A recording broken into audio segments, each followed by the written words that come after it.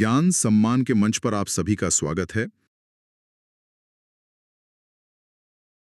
आज के इस गहन चर्चा में हम एक बहुत ही चौंकाने वाले विचार से शुरुआत करने वाले हैं। चौंकाने वाला विचार तो है, लेकिन ये हमारे संविधान की एक बहुत ही ठोस सच्चाई भी है। बिल्कुल। सुनने वालों के लिए ये कल्पना करना थोड़ा मुश्किल हो सकता है कि भारत का जो नक्शा हम आज देखते हैं वो कोई पत्थर की लकीर नहीं है। जी हाँ, नक्शा कभी भी बदल सकता है। अगर संसद चाहे तो वो केवल एक साधारण बहुमत से, मतलब बिना किसी बड़े संविधान संशोधन के, भारत के नक्शे से किसी भी राज्य का नाम, उसकी सीमा या यहाँ तक कि उसका पूरा अस्तित्व ही मिटा सकती है। सुनने में ये किसी साइंस फिक्शन फिल्म का प्लॉट लग सकता है ना? लेकिन असल में ये शक्ति भारतीय संसद के पास है। एकदम सही कहा आपने। और इसीलिए आज के इस विस्तृत विश्लेषण का जो मुख्य विषय है वो है भारतीय संविधान का भाग 1, यानी अनुच्छेद 1 से लेकर 4 तक, जो संघ और इसके राज्य क्षेत्र से संबंधित है। और मैं ये भी जोड़ना चाहूंगी कि जो भी लोग सिविल सेवाओं की जैसे यूपीएससी या राज्य स्तरीय परीक्षाओं की तैयारी कर रहे हैं, उनके लिए तो ये चर्चा एक मास्टर क्लास है। बिल्कुल। परीक्षा के नजरिए से तो ये महत्वपूर्ण है ही, लेकिन एक जागरूक नागरिक के तौर पर भी ये जानना बहुत रोमांचक है कि हमारा देश कैसे एक सूत्र में पिरोया गया। तो चलिए इस चर्चा में गोता लगाते हैं। जब हम संविधान के इन शुरुआती अनुच्छेदों को पढ़ते हैं तो हमें संविधान निर्माताओं की, विशेष रूप से डॉक्टर बी.आर. अम्बेडकर की दूरदर्शिता साफ नजर आती है। उनका मुख्य लक्ष्य ही यह था कि देश को टूटने से कैसे बचाया जाए और साथ ही उसे इतना लचीला कैसे रखा जाए कि वो समय की जरूरतों के हिसाब से खुद को ढाल सकें। सही बात है। अगर हम संविधान सभा की बहसों के दस्तावेजों को खंगालें तो सबसे दिलचस्प हिस्सा वो मिलता है जब देश के नामकरण की बात आई थी। वो बहस तो बहुत ही ऐतिहासिक थी, है ना? अनुच्छेद 1 की शुरुआत ही इस पंक्ति से होती है, इंडिया यानी भारत राज्यों का संघ होगा। दस्तावेज बताते हैं कि संविधान सभा में इस नाम को लेकर 2 बिल्कुल अलग-अलग विचार थे।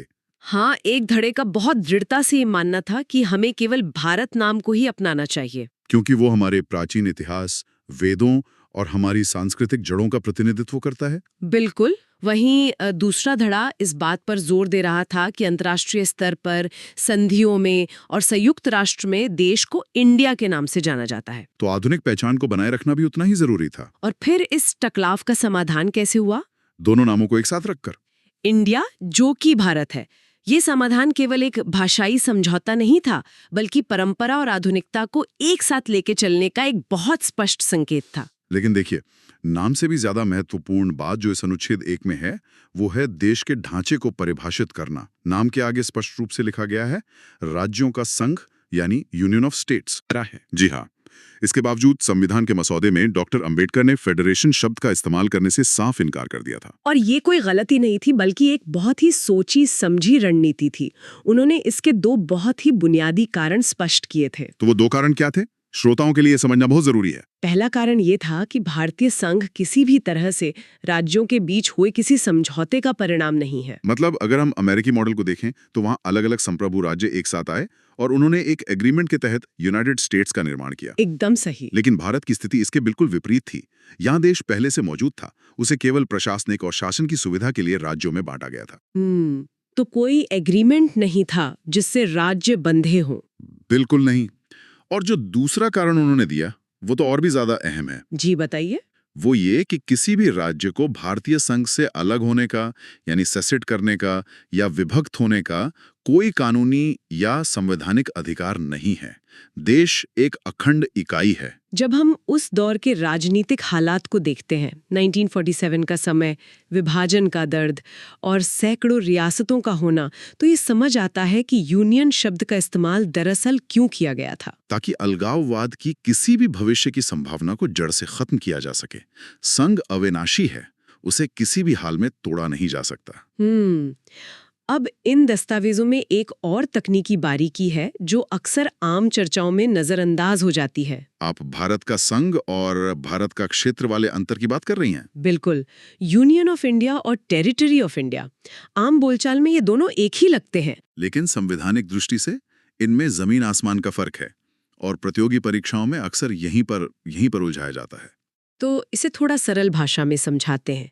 भारत का संघ एक संकुचित दायरा है जिसमें केवल वे 28 राज्य आते हैं जो केंद्र के साथ संघीय व्यवस्था में शक्तियों का साझा करते हैं। लेकिन भारत का क्षेत्र एक बहुत ही व्यापक और वृहद अवधारणा है। इसमें न केवल वे 28 राज्य शामिल हैं, बल्कि सभी 8 केंद्र शासित प्रदेश भी आते हैं, जिन पर सीधे केंद्र सरकार का प्रशासन होता है।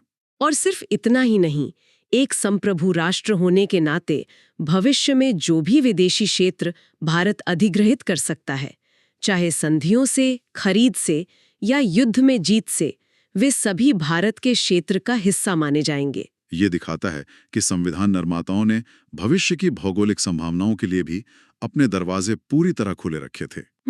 ये अंतर्राष्ट्रीय राजनीति के लिहाज से एक बहुत बड़ा प्रावधान है। अब अगर हम भारत के नक्शे के अंदरूनी बदलावों की बात करें तो अनुच्छेद 2 और 3 का जिक्र आता है। और इन दोनों के बीच के फर्क को समझना बहुत बहुत जरूरी है। जी, अनुच्छेद 2 संसद को ये शक्ति देता है कि वो उन नए क्षेत्रों को भारतीय संघ में प्रवेश दिला सकती है या नए राज्य स्थापित कर सकती है जो पहले से भारत का हिस्सा नहीं है। एक तरह से ये बाहरी क्षेत्रों को भारत के नक्शे में जोड़ने का रास्ता है। बिल्कुल, लेकिन अनुच्छेद 3 की कहानी पूरी तरह से अलग है। वो मौजूदा राज्यों के आंतरिक पुनर्व्यवस्थापन से जुड़ी है। अनुच्छेद 3 ही संसद को वो असीमित शक्ति देता है जिसका जिक्र मैंने शुरुआत में किया था। इसी के तहत संसद किसी भी मौजूदा राज्य के क्षेत्र को अलग करके एक नया राज्य बना सकती है, 2 या उससे अधिक राज्यों को मिला सकती है, किसी राज्य का क्षेत्रफल घटा या बढ़ा सकती है और उसकी सीमाओं और नाम में भी परिवर्तन कर सकती है। भारत के नक्शे को एक रबर की तरह खींचने और मोड़ने की जो शक्ति है वो अनुच्छेद 3 में ही निहित है। और यहीं पर एक ऐसा पहलू सामने आता है जो भारत की मजबूत केंद्र व्यवस्था को स्पष्ट करता है। अगर संसद किसी राज्य की सीमा बदलना चाहती है तो उसकी प्रक्रिया क्या है? इसके लिए एक अध्यादेश लाया जाता है जिसके लिए राष्ट्रपति की पूर्व मंजूरी अनिवार्य होती है। और फिर राष्ट्रपति इस अध्यादेश को उस विशिष्ट राज्य के विधानमंडल के पास उनकी राय जानने के लिए भेजते हैं, एक तय समय सीमा के भीतर। लेकिन यहाँ सबसे बड़ा कैच है। हाँ, दस्तावेजों से ये स्पष्ट है कि राज्य की ये राय महज एक औपचारिकता है। बिल्कुल, संसद या राष्ट्रपति उस राज्य की राय को मानने के लिए कतई बाध्य नहीं है। ये एक बहुत ही असाधारण केंद्रीकृत शक्ति है। सोचिए, भले ही राज्य का विधानमंडल सर्वसम्मति से प्रस्ताव पारित कर दे कि उनके राज्य का विभाजन ना किया जाए, संसद उसे पूरी तरह नजरअंदाज करके विभाजन कर सकती है। इसी बिंदु पर राजनीति विज्ञान के जानकार भारत और अमेरिका के बीच एक बहुत ही सटीक तुलना करते हैं। अमेरिका को अविभाज्य राज्यों का अविभाज्य संघ कहा जाता है। संघ, indestructible union of destructible states. मतलब केंद्र सरकार किसी भी राज्य के अस्तित्व को समाप्त कर सकती है, लेकिन कोई भी राज्य केंद्र को चुनौती देकर देश से अलग नहीं हो सकता। और इसी बात को और भी ज्यादा पुख्ता करता है हमारा अनुच्छेद 4। जब हम इतने बड़े बदलावों की बात करते हैं, जैसे किसी राज्य के 2 टुकड़े करना, तो ऐसा लगता है कि इसके लिए संविधान के मूल ढांचे में संशोधन करना पड़ता होगा। अनुच्छेद 368 के तहत, है ना? हाँ, लेकिन अनुच्छेद 4 स्पष्ट रूप से कहता है कि अनुच्छेद 2 और 3 के तहत किए गए किसी भी बदलाव को संविधान संशोधन नहीं माना जाएगा। इसका सीधा सा अर्थ ये है कि संसद में केवल मौजूद सदस्यों के साधारण बहुमत से ये काम किया जा सकता है। ये कोई खामी नहीं थी, बल्कि एक बहुत ही सोची समझी डिजाइन थी। बिल्कुल। 1947 में भारत जिस स्थिति में आजाद हुआ था, उस वक्त का नक्शा बेहद अस्थिर था। संविधान निर्माताओं को ये भली भांति पता था कि जैसे जैसे देश की प्रशासनिक और भाषाई जरूरतें बदलेंगी, राज्यों की सीमाओं को फिर से खींचना पड़ेगा। अगर वे इस प्रक्रिया को बहुत जटिल या कठोर बना देते तो देश शायद अपनी ही आंतरिक जटिलताओं के बोझ तले दब जाता। इस लचीलेपन ने ही देश को समय के साथ विकसित होने का मौका दिया, लेकिन इसी शक्ति ने एक बड़ा संकट भी खड़ा किया था। बिल्कुल, 1960 के दशक में सवाल ये उठा कि अगर संसद अनुच्छेद 3 का उपयोग करके राज्यों की सीमाएं इतनी आसानी से बदल सकती है, तो क्या वो इसी शक्ति का इस्तेमाल करके भारत का कोई भूभाग किसी दूसरे देश को सौंप सकती है? ये सवाल ऐसे ही हवा में नहीं उठा था। इसके पीछे ऐतिहासिक बेरूबाड़ी संघ का मामला था। बेरूबाड़ी पश्चिम बंगाल का एक क्षेत्र था। जब नेहरू नून समझौते के तहत भारत सरकार ने वह क्षेत्र पाकिस्तान को सौंपने का निर्णय लिया, तो देश भर में एक भयंकर राजनीतिक विद्रोह भड़क उठा, विशेषकर पश्चिम बंगाल में। बेरुबाड़ी का ये विवाद भारत के संवैधानिक इतिहास के सबसे महत्वपूर्ण मोड़ों में से एक है। विवाद इतना बढ़ गया कि मामला सीधे सुप्रीम कोर्ट के पास पहुंचा। और सुप्रीम कोर्ट का विश्लेषण बहुत ही स्पष्ट था। अदालत ने कहा कि अनुच्छेद 3 के तहत संसद को जो शक्ति दी गई है वो केवल देश के भीतर के पुनर्गठन तक सीमित है। उसमें किसी विदेशी राज्य को भारतीय जमीन सौंपने का कोई अधिकार शामिल नहीं है। अगर भारत सरकार अपना कोई भी भूभाग किसी दूसरे देश को देना चाहती है तो वो साधारण बहुमत से नहीं हो सकता। उसके लिए अनुच्छेद 368 के तहत एक उचित संविधान संशोधन करना ही होगा। और इसी फैसले के परिणाम स्वरूप सरकार को 9वां संविधान संशोधन अधिनियम 1960 संसद में पारित करवाना पड़ा, जिसके बाद ही बेरुबाड़ी का वो क्षेत्र पाकिस्तान को हस्तांतरित किया जा सका। इस घटनाक्रम का एक बहुत ही प्रासंगिक और आधुनिक विस्तार हमें 2015 में भी देखने को मिला, जब 100वां संविधान संशोधन अधिनियम पारित किया गया। जी हाँ, ये संशोधन भारत और बांग्लादेश के बीच दशकों पुरानी और बेहद जटिल जमीनी सीमा के विवाद को सुलझाने के लिए था। दोनों देशों के बीच कुछ ऐसे अंतःक्षेत्र या एन्क्लेव थे जो एक देश की जमीन के अंदर दूसरे देश के छोटे छोटे द्वीप जैसे बसे हुए थे। इस ऐतिहासिक समझौते के तहत भारत ने अपने 111 अंतर्क्षेत्र बांग्लादेश को सौंपे और बदले में 51 अंतःक्षेत्र भारत को मिले।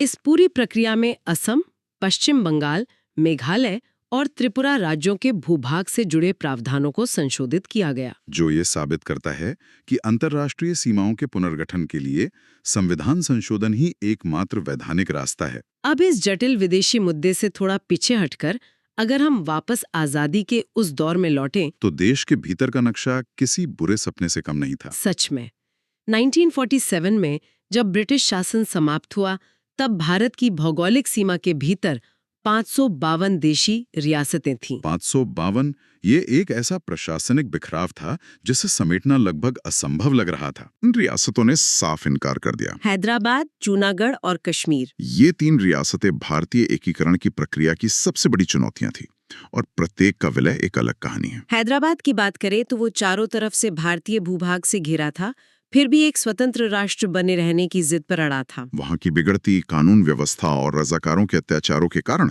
अंततः ऑपरेशन पोलो के तहत पुलिस कार्रवाई करनी पड़ी, जिससे हैदराबाद का विलय हुआ। और जूनागढ़ का मामला तो थोड़ा अलग था। वहां के नवाब पाकिस्तान जाना चाहते थे जबकि बहुसंख्यक जनता भारत के साथ रहना चाहती थी। वहां एक जनमत संग्रह कराया गया, यानी रेफरेंडम, जिसका परिणाम भारी बहुमत से भारत के पक्ष में रहा। और फिर कश्मीर का मुद्दा था, जहां पाकिस्तानी कबायलियों के आक्रमण के बाद वहां के महाराजा ने भारत के साथ विलय पत्र पर हस्ताक्षर किए, इंस्ट्रूमेंट ऑफ एक्सेशन। इस तरह इन 552 रियासतों का एकीकरण पूरा हुआ, जो आधुनिक भारत की नींव बना। लेकिन रियासतों का ये एकीकरण महज पहला कदम था। 1950 में जब संविधान लागू हुआ तो राज्यों को 4 अलग-अलग श्रेणियों भाग क, ख, ग और घ में बांट दिया गया था, जो स्पष्ट रूप से एक अस्थायी जुगाड़ था। जल्द ही दक्षिण भारत से भाषा के आधार पर राज्यों को फिर से व्यवस्थित करने की मांग उठने लगी। लोग चाहते थे कि उनकी भाषाई और सांस्कृतिक पहचान को राज्य की सीमाओं के रूप में मान्यता मिले। इस बढ़ते दबाव को शांत करने के लिए 1948 में S.K. धर की अध्यक्षता में एक आयोग का गठन किया गया। लेकिन धर आयोग की रिपोर्ट ने तो आग में घी डालने का काम किया। बिल्कुल, आयोग ने स्पष्ट रूप से सिफारिश की कि राज्यों का पुनर्गठन भाषा के आधार पर नहीं बल्कि केवल प्रशासनिक सुविधा के आधार पर होना चाहिए, जिसके कारण असंतोष और ज्यादा भड़क गया। स्थिति को संभालने के लिए उसी साल कांग्रेस ने JVP समिति का गठन किया, जिसमें जवाहरलाल नेहरू, वल्लभ भाई पटेल और पट्टाभी सीतारमैया जैसे शीर्ष नेता शामिल थे। 1949 में इस समिति ने भी अपनी रिपोर्ट में भाषाई आधार पर राज्यों के गठन को खारिज कर दिया। उस समय के नेताओं के मन में विभाजन का डर इतना गहरा था कि वो देश को भाषाओं के आधार पर बांटने का कोई भी जोखिम नहीं लेना चाहते थे। लेकिन इतिहास के कुछ मोड़ ऐसे होते हैं जहां जनता का भावुक आक्रोश हर राजनीतिक गणना पर भारी पड़ जाता है। और यह आक्रोश हमें 1953 में मद्रास राज्य में देखने को मिला। हाँ, एक कांग्रेसी कार्यकर्ता पट्टी श्रीरामालू ने तेलुगु भाषाओं के लिए एक अलग राज्य की मांग को लेकर आमरण अनशन शुरू कर दिया। 56 दिनों की लंबी भूख हड़ताल के बाद उनका दुखद निधन हो गया। इस घटना ने पूरे क्षेत्र में जैसे एक ज्वालामुखी फोड़ दिया।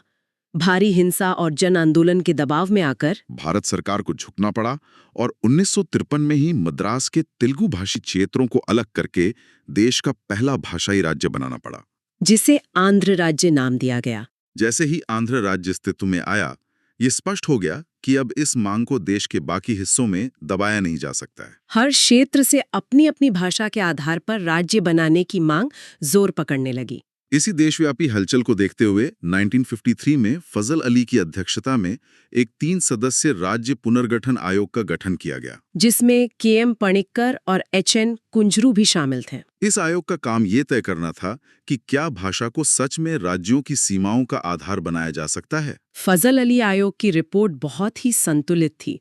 उन्होंने इस बात को स्वीकार किया कि राज्यों के पुनर्गठन में भाषा एक मुख्य आधार होनी चाहिए। लेकिन उन्होंने उस चरम विचार को सिरे से खारिज कर दिया कि एक राज्य एक भाषा होनी चाहिए। उन्होंने इस बात पर जोर दिया कि भारत की राजनीतिक एकता सर्वोपरि होनी चाहिए। इन्हीं सिफारिशों के आधार पर भारत सरकार ने ऐतिहासिक राज्य पुनर्गठन अधिनियम 1956 और 7वां संविधान संशोधन पारित किया। इसने 1950s वाली उस पुरानी ख ख ग घ की व्यवस्था को पूरी तरह से समाप्त कर दिया। और 1 नवंबर 1956 को भारत के नक्शे पर 14 राज्य और 6 केंद्र शासित प्रदेश उभरे। लेकिन 1956 का वो नक्शा भी कोई आखिरी मंजिल नहीं था। देश लगातार बदल रहा था। आज हम जिस 28 राज्यों और 8 केंद्र शासित प्रदेशों वाले भारत को देखते हैं, वो इसी सफर का परिणाम है। 1960 में बॉम्बे राज्य का विभाजन हुआ, जहां से महाराष्ट्र और गुजरात का जन्म हुआ। इसके अलावा विदेशी शक्तियों के कब्जे वाले क्षेत्रों को भी नक्शे में शामिल किया गया। 1961 में पुर्तगालियों से गोवा, दमन और दीव को मुक्त कराया गया। और फ्रांसीसियों ने तो 1954 में ही पुडुचेरी और अन्य क्षेत्र भारत को सौंप दिए थे। इन सब में अगर किसी राज्य के एकीकरण की कहानी सबसे अनोखी है तो वो सिक्किम की है। बिल्कुल। 1947 तक सिक्किम एक शाही राज्य था, जहां चोग्याल वंश का शासन था। आजादी के बाद ये भारत का एक रक्षित राज्य बन गया। लेकिन 1974 में सिक्किम की जनता ने भारत के साथ अधिक गहराई से जुड़ने की इच्छा व्यक्त की। इसके लिए 35वां संविधान संशोधन पारित किया गया और सिक्किम को संबद्ध राज्य या एसोसिएट स्टेट का दर्जा दिया गया, जो कि एक बिल्कुल नया प्रयोग था। लेकिन ये लंबा नहीं चला। 1975 में सिक्किम में जनमत संग्रह कराया गया, जिसमें भारी बहुमत से चोग्याल शासन को समाप्त करने का निर्णय लिया गया। और फिर 36वां संविधान संशोधन लागू करके सिक्किम को पूर्ण रूप से भारत का 22वां राज्य बना दिया गया। ये पूरी घटना दिखाती है कि अनुच्छेद 2 कितनी लचीली शक्ति है। और ये सिलसिला थमा नहीं। साल 2000 में मध्य प्रदेश से छत्तीसगढ़, उत्तर प्रदेश से उत्तराखंड और बिहार से झारखंड को अलग किया गया। 2014 में आंध्र प्रदेश के विभाजन से तेलंगाना बना और 2019 का जम्मू और कश्मीर पुनर्गठन अधिनियम तो सबको याद ही होगा, जहां एक पूर्ण राज्य को 2 केंद्र शासित प्रदेशों जम्मू कश्मीर और लद्दाख में बदल दिया गया। और सिर्फ सीमाएं ही नहीं, कई राज्यों के नाम भी बदले गए हैं। यूनाइटेड प्रोविंस का उत्तर प्रदेश, मद्रास का तमिलनाडु और उड़ीसा का ओडिशा बनना। इन तमाम ऐतिहासिक घटनाओं और संशोधनों का सार यही है कि संविधान का भाग एक केवल कानूनी अनुच्छेदों का समूह नहीं है। ये उस जीवंत, गतिशील और सांस लेते हुए देश का नक्शा है जो अपनी जरूरतों के अनुसार खुद को ढालता रहा है। निर्माताओं ने जानबूझकर इसे इतना लचीला रखा ताकि देश अखंडता को बनाए रखते हुए नया आकार ले सके। ये विश्लेषण सच में भारत के भूगोल और राजनीति को देखने का एक बिल्कुल नया नजरिया देता है। बिल्कुल। और इसी से एक बहुत ही गहरी और विचारोत्तेजक संभावना दिमाग में आती है। वो क्या? देखिए, जब सीमाओं को बदलना वैधानिक रूप से इतना आसान है और आज तकनीक का अभूतपूर्व विकास हो रहा है, शहरीकरण चरम पर है, तो क्या भविष्य में हम भारत के नक्शे को एक पूरी तरह से नए रूप में देख सकते हैं? ये सोचने वाली बात है। क्या ऐसा हो सकता है कि भाषा या संस्कृति के बजाय भविष्य में प्रशासन और संसाधनों के बेहतर प्रबंधन के लिए राज्यों को भंग करके दर्जनों छोटे-छोटे स्मार्ट सिटी स्टेट्स बना दिए जाए? या फिर कृत्रिम बुद्धिमत्ता और डिजिटल गवर्नेंस के इस युग में कई राज्यों को मिलाकर कुछ विशाल प्रशासनिक जोन बना दिए जाएं जो पूरी तरह से डेटा संचालित हों? बिल्कुल। संविधान के लचीलेपन को देखते हुए ये एक ऐसा सवाल है जो भविष्य के भारत की एक बहुत ही अलग तस्वीर खींचता है।